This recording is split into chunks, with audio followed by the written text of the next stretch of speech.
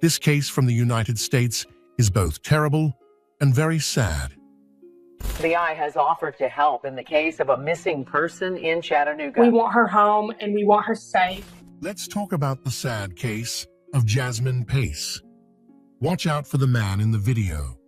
He's walking outside of an apartment block with his bag pulling behind him. At first view, he might look like any other person, maybe on their way to or from a short trip. But inside that bag is a scary secret he's trying very hard to keep from everyone. Jasmine Pace, 22, and her family were very sad just a few days before Thanksgiving. Her loving great-grandmother, who was the head of the family, had just died in the emergency room. They were all very sad, but no one knew the worst was yet to come. Jasmine had always had a very close relationship with her mum's family.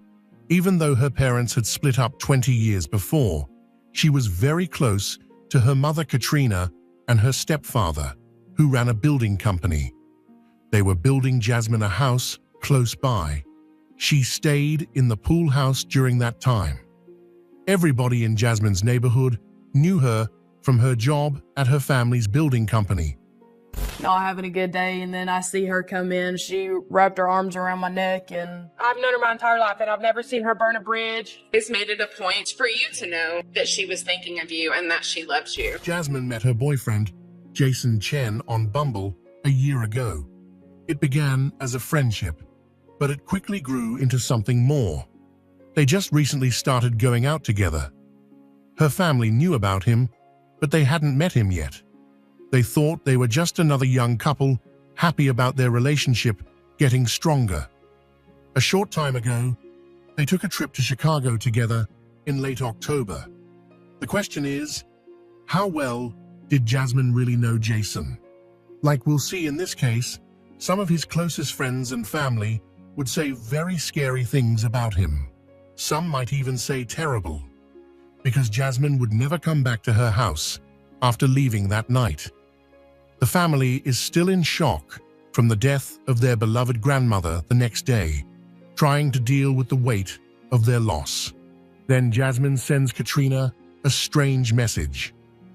"I'm going to spend Thanksgiving with my girlfriend Emma in South Carolina."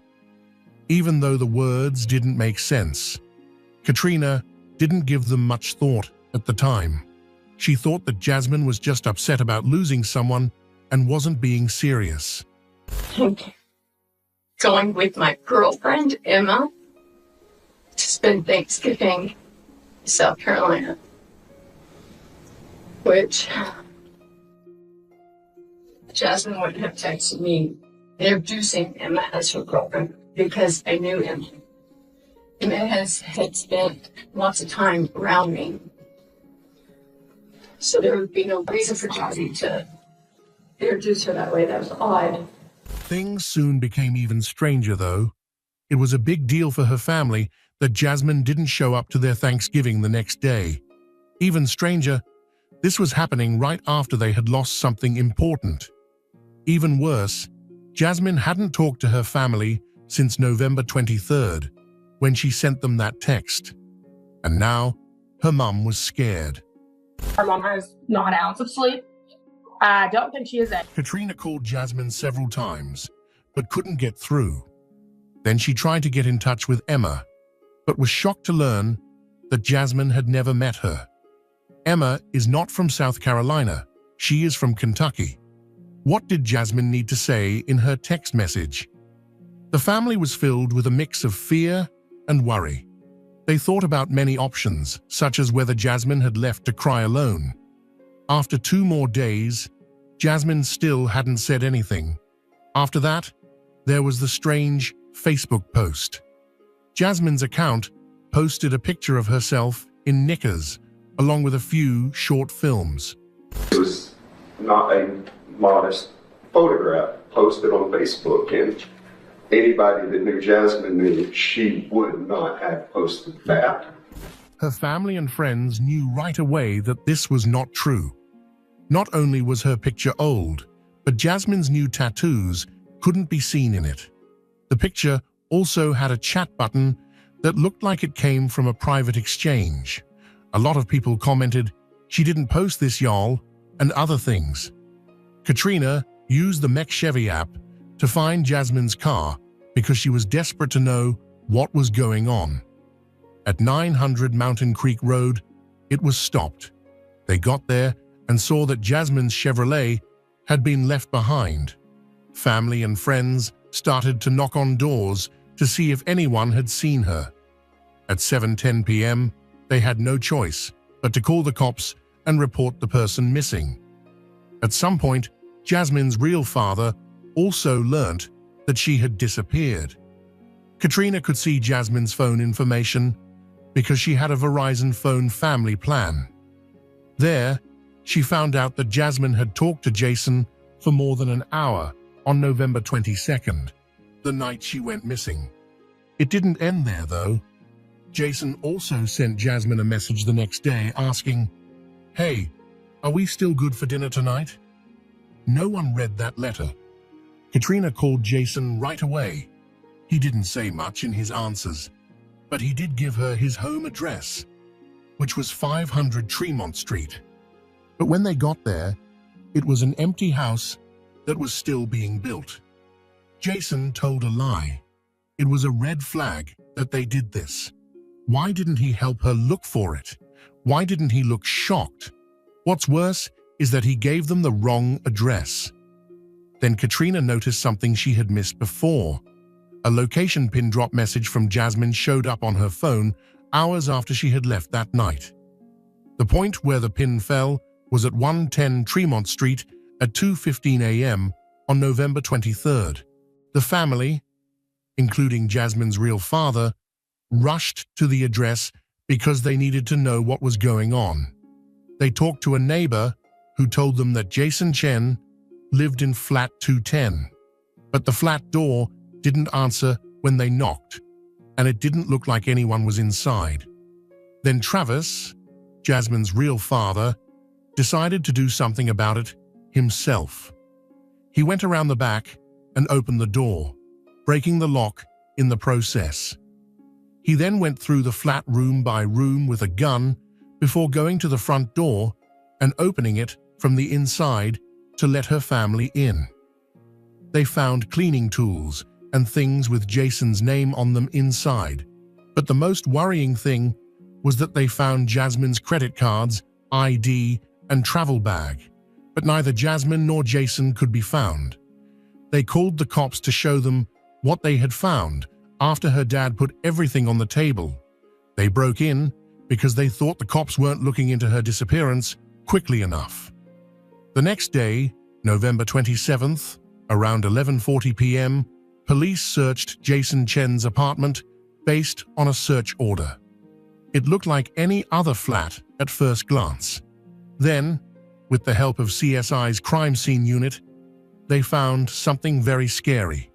They used the Blue Star forensic blood test, which is a chemical that shows where blood has been. The whole flat lit up when it responded. It looked a lot like a glowworm cave. There were blood spots and marks all over the place. The walls in the bathroom and living room were stained, and cleaning tools were left on the couch. They looked like they were just bought at a nearby Walgreens. Now, there was no doubt. There had been a lot of fighting, and the blood was most likely Jasmine's. There was more broken glass on the floor as well.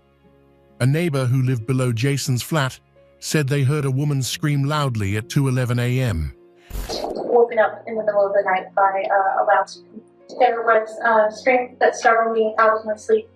I checked my phone to see the time because I was going to call 911. It was around 2 a.m. There was a voice that was screaming words. The words I could understand fully. A female voice.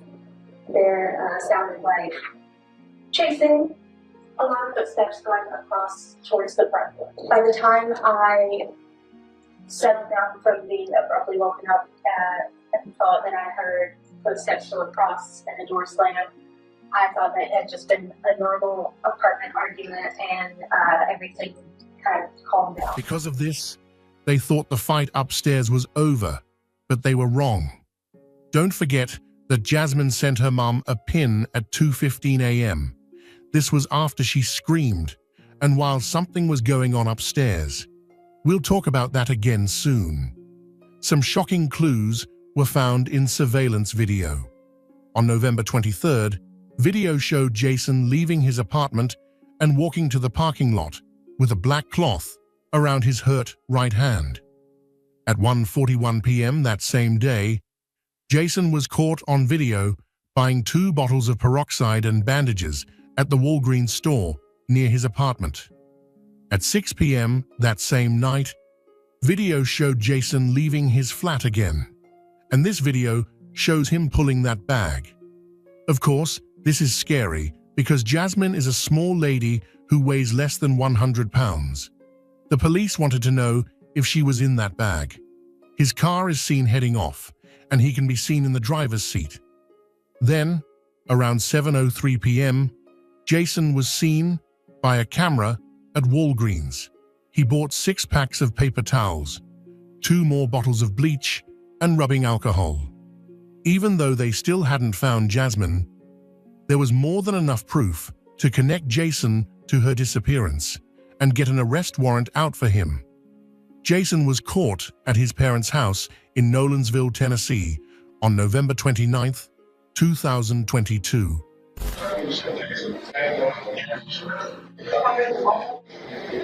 What language you speak? Chinese. And we're here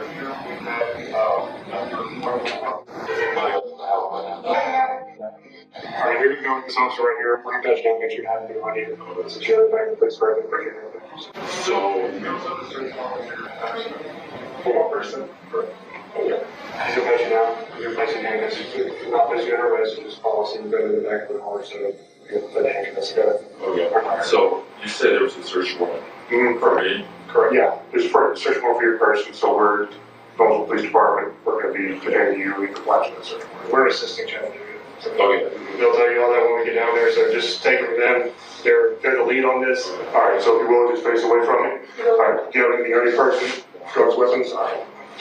On his right hand and feet, he had cuts, but his scars were not the only thing that linked him to the crime. It was the notes about Jasmine that they found in his room. Someone said she had gotten away and gone to Canada. Someone else said Jasmine had a court order to keep her ex away. He was planning to trick her and seemed to be using Jasmine's words and actions to hide what he had done. He could use the other notes to help him think of what he would say to the cops if they asked him a question.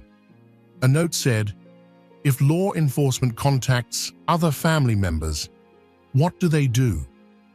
"Last time I saw Jasmine was on November 19th, said another note. "The last time we talked on the phone was November 22nd. Investigators got Jason's phone records on December 1st.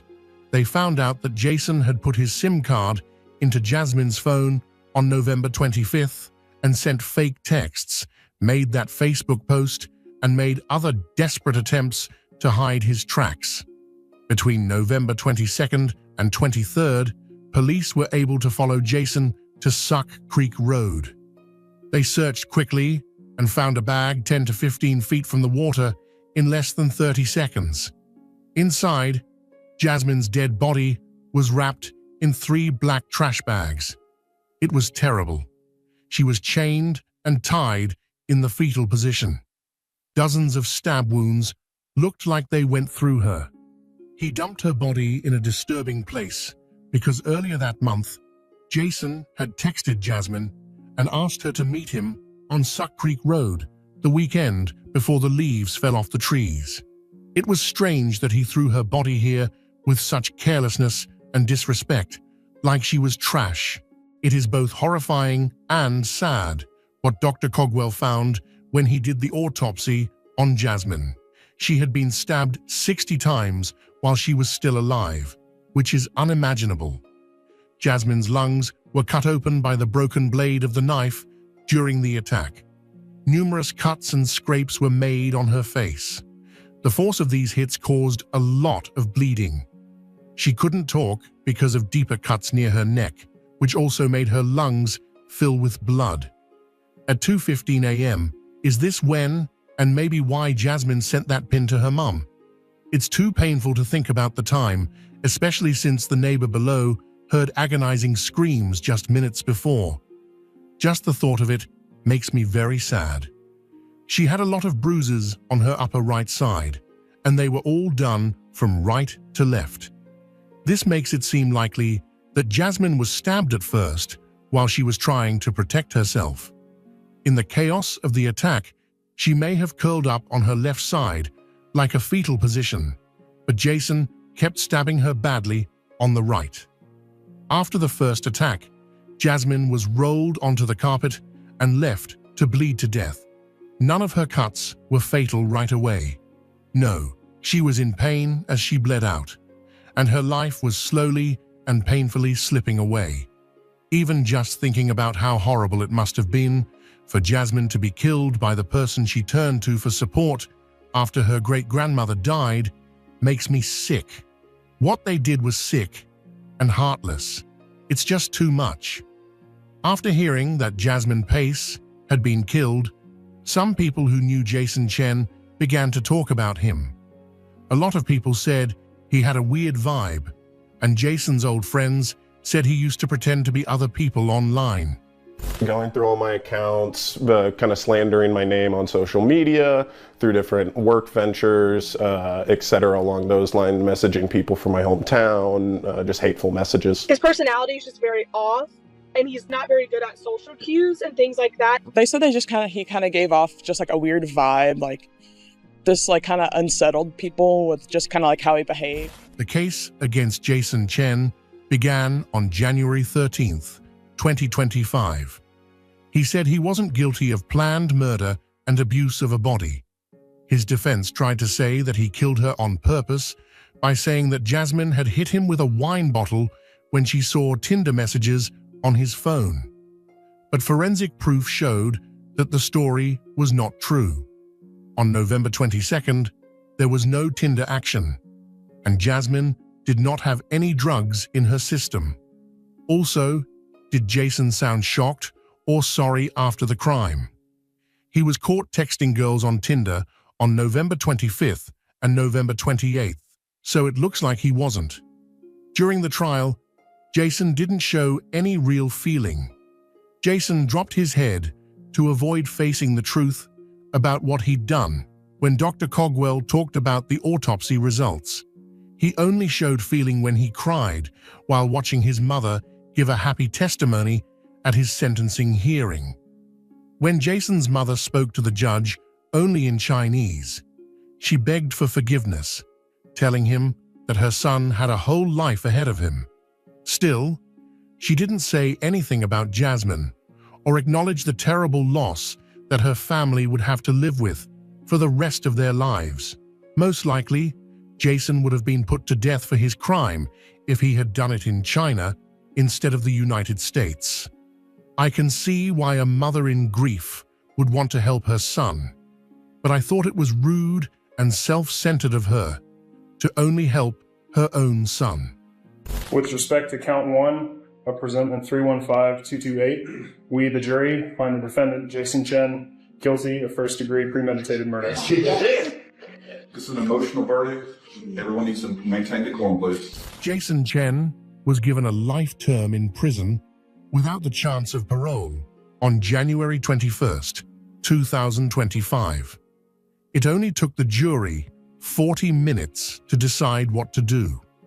When Jason goes to the Bledsoe County Correctional Complex to serve his time, Jasmine's family continues to remember her.